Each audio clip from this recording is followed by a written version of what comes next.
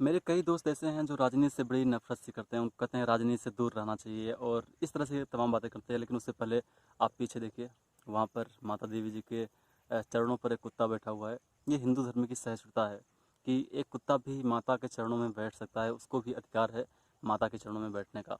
एक ख़ास मज़हब, ख़ास समुदाय के लोग होते तो उसकी बिरयानी बना के खा जाते। हम इतने सहिष्णु हैं कि हम इसको भी खुशी-खुशी टॉलरेट कर लेते हैं। अब आती है राजनीति की बात। जो लोग मेरे जो ख़ास दोस्त हैं, अब आप ऐसे स्टडी कीजिए, मैंने जो मेरा पर्सनल पॉइंट ऑफ व्यू है उसके हिसाब से, या आप खुद अपनी स्टडी अपने लेवल पे कर सकते हैं। और आप इस पर एक अगर स्टडी करेंगे तो आप पाएंगे कि हमारे देश के अंदर जितने भी टॉप ब्रेन्स हैं, ठीक है, वो राजनीति से थोड़ा दूर रहते हैं।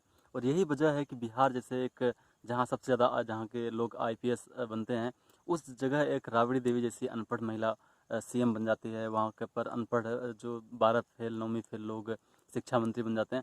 ये चीज़ें इसीलिए होती हैं कि जो पढ़ा लिखा टॉप माइंडेड है, गेट में अंडर 300 रैंक लाकर, मेरे कुछ ऐसे खास दोस्त हैं जो ये कहते हैं कि नहीं हम राजनीति से दूर रहेंगे। भाई, अगर आप राजनीति से दूर रहोगे तो राजनीति में वो लोग आएंगे जो उसके काबिल नहीं हैं। जैसे कि राबड़ी देवी, लालू यादव आ चुके हैं, चारा घोटाला करके जेल में इस समय है। और राबड़ी देवी तो अनपढ़ ही हैं, अनपढ़ महिला सीएम बन गई बिहार की। ये बिहार के लोगों के लिए भी शर्म की बात है और मेरे जैसे लोगों के लिए भी। खैर, लेकिन अब अगर आप टॉप ब्रेन्स हैं, आप आईआईटीएन हैं, इंजीनियर हैं, आप राजनीति से दूर रहेंगे तो जाहिर सी बात है उस गड्ढे में उस गड्ढे का, उस खाली जगह को कोई और भरेगा। इसीलिए जब भी मैं कहीं बातचीत करता हूँ तो इस बात पर बार बार जोर देता हूँ कि जो भी टॉप ब्रेन्स हैं, आईआईटीएन हैं, वो राजनीति में ज़रूर आएँ। जब वो आएंगे, टॉप माइंडेड लोग आएंगे, तो जो देश की दिशा है वो सही रास्ते पर चल पाएगी। हालांकि इनका कंट्रीब्यूशन होता है, काफ़ी हद तक होता है। लेकिन अब एक उदाहरण मैं आपको देना चाहता हूँ, बहुत ही महत्वपूर्ण है, इतिहास का।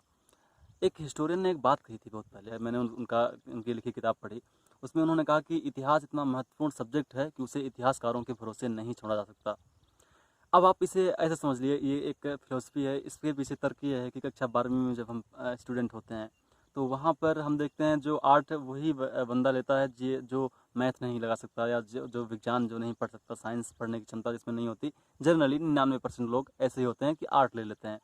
आर्ट स्ट्रीम से उन्होंने 12वीं पास किया, फिर वो बीए करते हैं, फिर बीए करने के बाद वो जाकर हिस्टोरियन बन जाते हैं। एक टॉप ब्रेन होता है जो टॉप करता है मैथमेटिक्स में, उनका दिमाग बहुत तेज़ होता है, वो मैथ से लेकर इंजीनियर बनता है या आईआईटीएन बनता है, ठीक है। आईआईटीएन बनने के बाद वो आईएएस का एग्ज़ाम निकालता है, और आईएएस का एग्ज़ाम जब वो निकालने जाता है तो इतिहास उन लोगों का लिखा हुआ इतिहास पढ़ता है जो 10वीं 12वीं में सबसे लोअर वो थे, जिनको मैथ वैथ आती नहीं थी, इसलिए वो इतिहास ले लिए। फिर वो आईएएस बनकर देश में, अपना देश के विकास में अपना कंट्रीब्यूशन देता है, और यही देश में चलता आया है। उसी इतिहासकार की बातें हम पढ़ते आ रहे हैं। अब एकाध एग्जाम्पल आप ले लेंगे तो है कि एकाध लोग ऐसे हैं जो शौक के लिए भी इतिहास लेते हैं। लेकिन रोमिला थापर जैसे लोग क्या हैं? रोमिला थापर ने एक बयान अभी कुछ दिनों पहले दिया था कि जो दुर्योधन थे, जो भगवान श्री कृष्ण के ज़माने के दुर्योधन थे, उन्होंने सम्राट अशोक से शिक्षा ली थी। जबकि सम्राट अशोक तो अभी के हैं और दुर्योधन तो भगवान श्री कृष्ण के ज़माने के हैं। तो इतना उनको नॉलेज नहीं है। उन्होंने इतिहास लिखा। एनसीईआरटी की ज़्यादातर बुक्स रोमिला थापर जैसे इतिहासकारों की लिखी हुई हैं। अब ऐसा क्यों हुआ? जो देश का टॉप ब्रेन्स है, जो इंजीनियर्स है, एमटेक बीटेक किया हुआ बंदा है, वो एक 10वीं में जो 50% लाकर बड़ी मुश्किल से जो पास हुए हैं, वो जब आगे चलकर इतिहासकार बने, उन्होंने इतिहास लिखा। उनका इतिहास लिखा हुआ एमटेक बीटेक करने वाला बंदा पढ़ता है और फिर आईएएस का एग्ज़ाम क्वालिफाई करता है। फिर वो आईएएस बन के देश का विकास करने आता है, और इसी तरह से देश आगे बढ़ रहा है। तो हम ऐसे लोगों का इतिहास इसलिए पढ़ रहे हैं क्योंकि हमने अपना इन्वॉल्वमेंट उसमें घटा दिया, जीरो कर दिया है। हम इतिहास में बिल्कुल भी रुचि नहीं लेना चाहते। जो टॉप ब्रेन्स है वो इतिहास से बिल्कुल दूर भागना चाहता है। इसीलिए इतिहास ऐसे लोगों ने लिखा, जो रोमिला थापा टाइप के लोगों ने, जिन्होंने अकबर को महान बता दिया। जबकि अकबर ने अपने अकबरनामा में ये लिखा है, नरमुंडों का एक पहाड़ खड़ा कर दिया था अकबर ने, सर काट काट के एक पहाड़ खड़ा कर दिया था लोगों का। तो ऐसे राजा जो थे वो महान हो गए।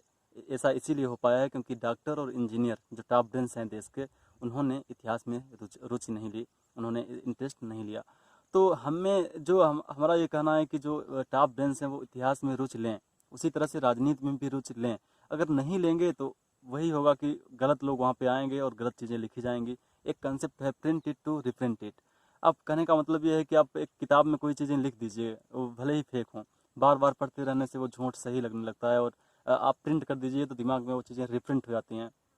अब आप कहीं भी जाइए, किसी को बोलिए अकबर महान नहीं था या अकबर ने सर काट कर लो पहाड़ खड़ा कर दिया था, ऐसी बातें आप बोलेंगे तो लोग आपकी बातें मानेंगे ही नहीं, क्योंकि हमने इतिहास बचपन से ही जो पढ़ा है वही हम मानेंगे। तो ये सारी चीज़ें हैं, राजनीति ऐसी चीज़ है और इतिहास ऐसा चीज़ है जहाँ पर टॉप ब्रेन्स को इन्वॉल्व होना पड़ेगा। वीडियो काफ़ी लंबा हो रहा है और इसी के साथ आज के इस वीडियो में इतना ही। मिलते हैं अगले वीडियो में किसी नए मुद्दे के साथ, नई जानकारी के साथ। तब तक के लिए जय हिंद, वंदे मातरम।